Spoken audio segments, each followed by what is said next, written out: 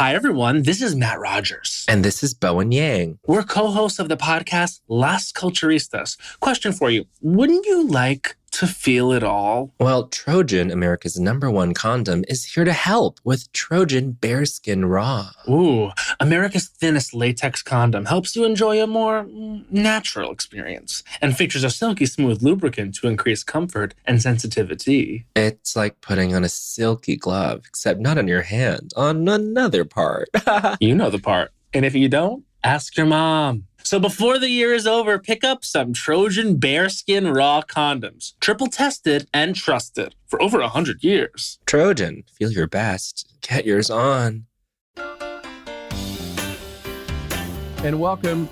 This is Michigan's Auto Talk, episode number 36. We're coming to you live from Verberg's Automotive in beautiful Cascade, Michigan. We remind you every episode of the Auto Talk podcast, Michigan's Auto Talk podcast, is all about celebrating the automobile, everything automotive. And we're also about helping and supporting you, the car and truck owners across our great state of Michigan, the birthplace of everything automotive. By the way, if you have missed any of our past episodes, you can listen to us on Apple Podcasts, Google Podcasts. We're on the iHeartRadio app, and we're also on the Spotify app. I'm Phil Tower, producer of the program, along with the two stars of the show, Al Schwinkendorf and John Pewick. I think your microphones are on, so hello. We'll just wing it. Okay. Mr. Pewick. Howdy. So we're here to talk about winterizing cars. We thought we'd also introduce somebody who hasn't been on this episode in a while, or this podcast in a while. But I wanted to start out, first of all, with you guys, because this is what you're seeing with customers who are worried about, am I ready? Or maybe they're not, and it's too late. So we had this list from kellybluebook.com with basically the top 10, the stuff you all see.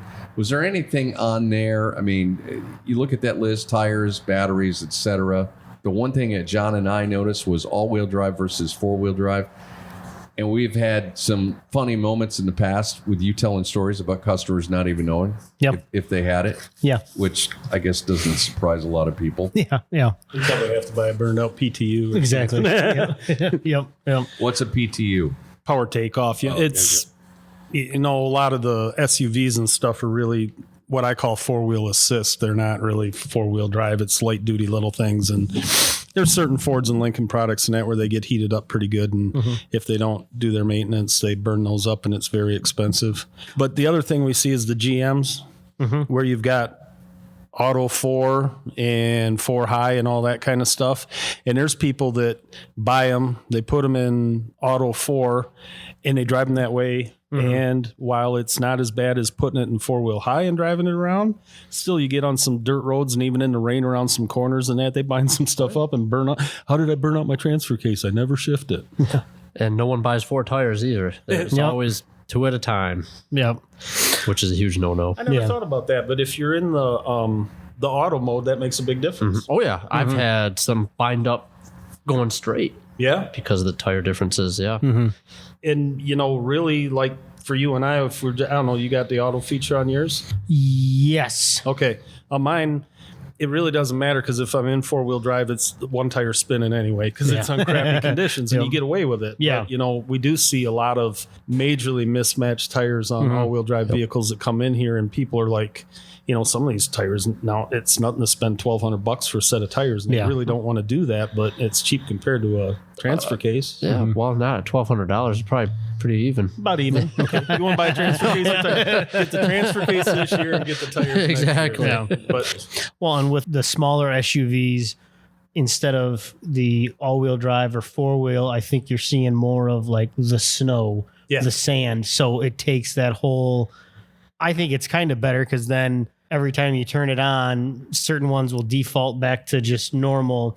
But when you've got that big snowflake in the middle of your dash, that means either, the power transfer is different or, you're in some type of 4-wheel setup. So I like that for the easiness of it, and unfortunately, it's the dumbing down of the driver. But I think that just in the long run saves you that much. I don't know if it's dumbing down the drivers or they're dealing with dumb drivers, because there's some people, they'll come in here all the time and it's January. It hasn't really snowed in a week or two. The roads are perfectly dry and they're white with salt, and they've got them in 4 high. You go to pull them in the shop and you turn and you go, oh my God, what are you doing? Look at all the different controls too. There's not a whole lot dumb about it. There's a lot of, look at all the different buttons, knobs, selections.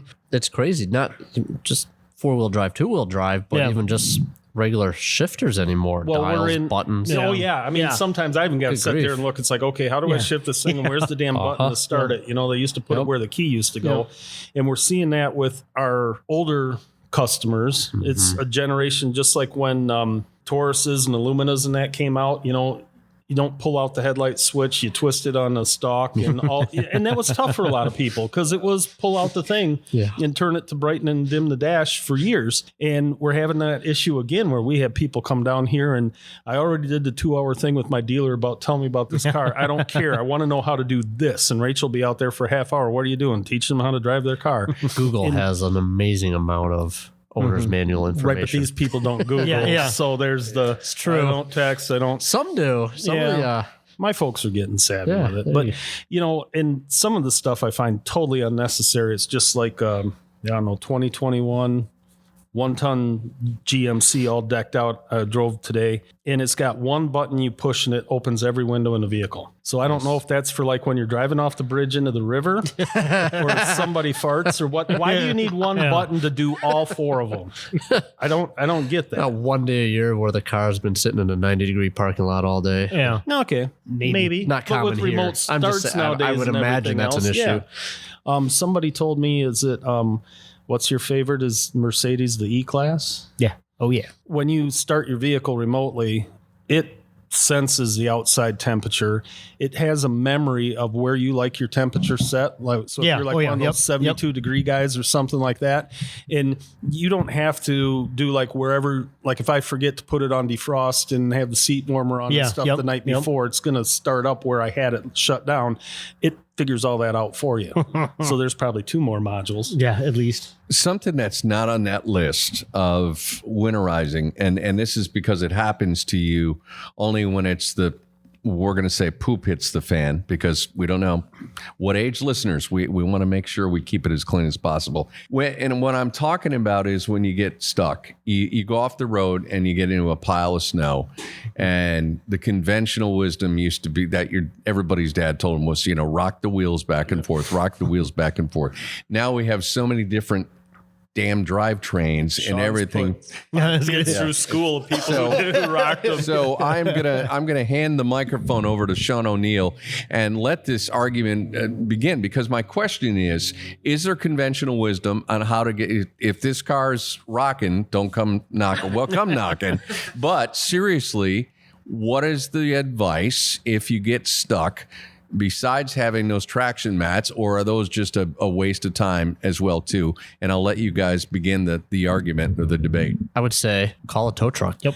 Cheapest bet. Yeah. Well, all right. So I say that tongue in cheek, but I also mean it kind of seriously, because when you say stuck off the road, I'm thinking some poor schmuck that just went halfway off the median in the highway. Yeah, you see them every day. Go down M6 in the you're winter. not coming back from that. So just keep it running, make sure your exhaust pipe is clear, and stay warm and call for help. If it's whiteout conditions, don't even get out of the dang car, because you know that's safety first. But if it's your driveway, if it's something like that, I've been stuck in my own driveway. I just try to clear out the packed up snow first. I'm not going to waste a whole lot of time rocking it. Traction control is so invasive, even on newer cars where you can turn it off.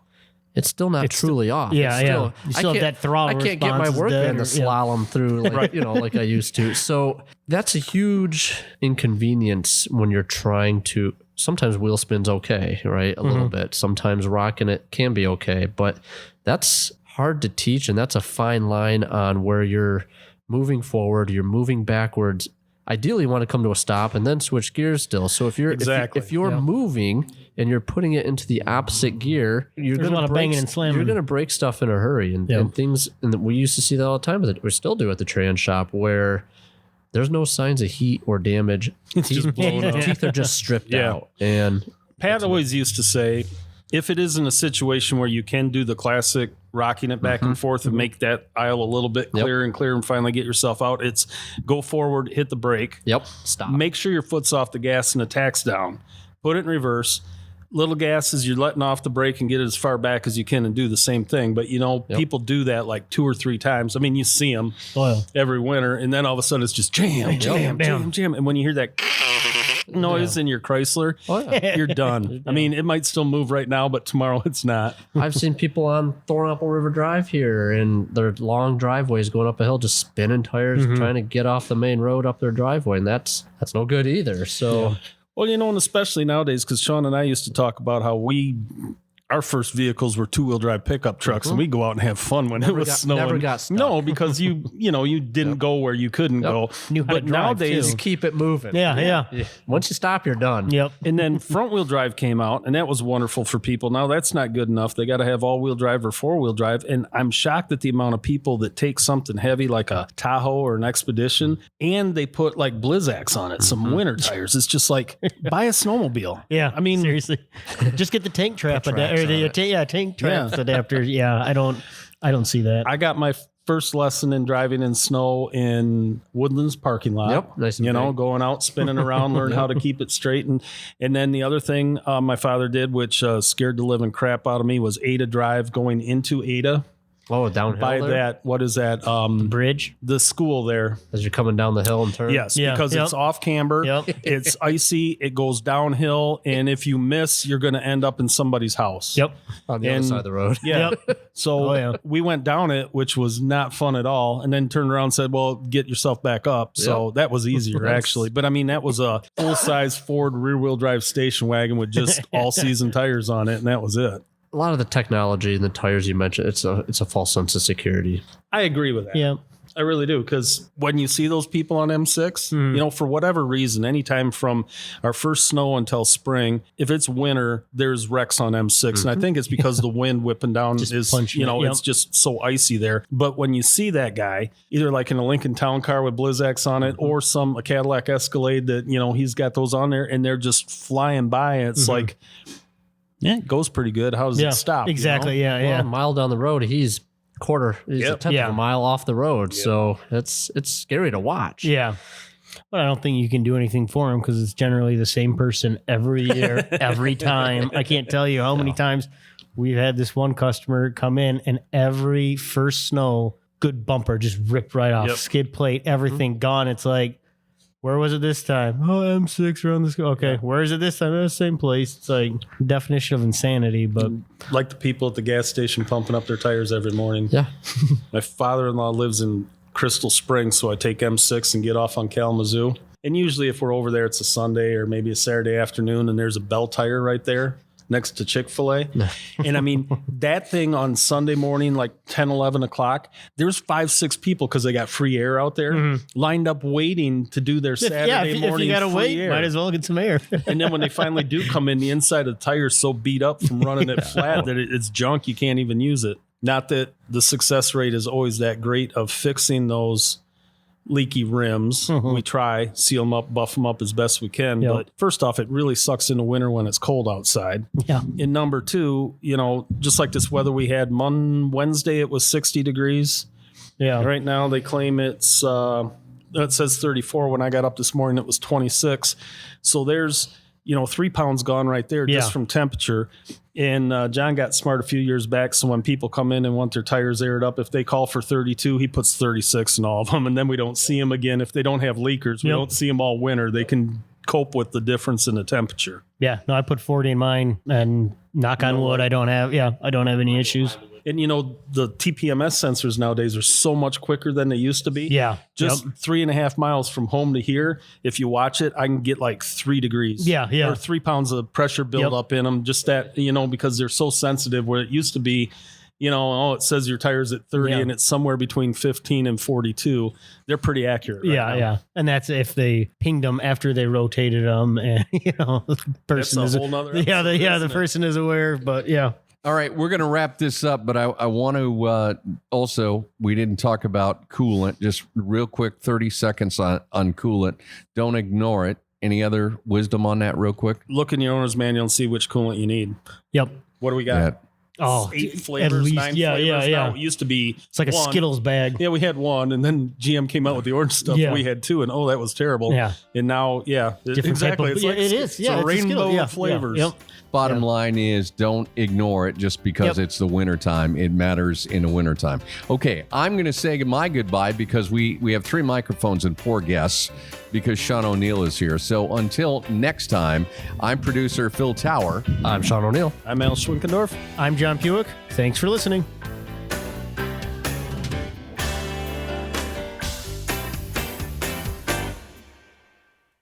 Facebook leads the industry in stopping bad actors online.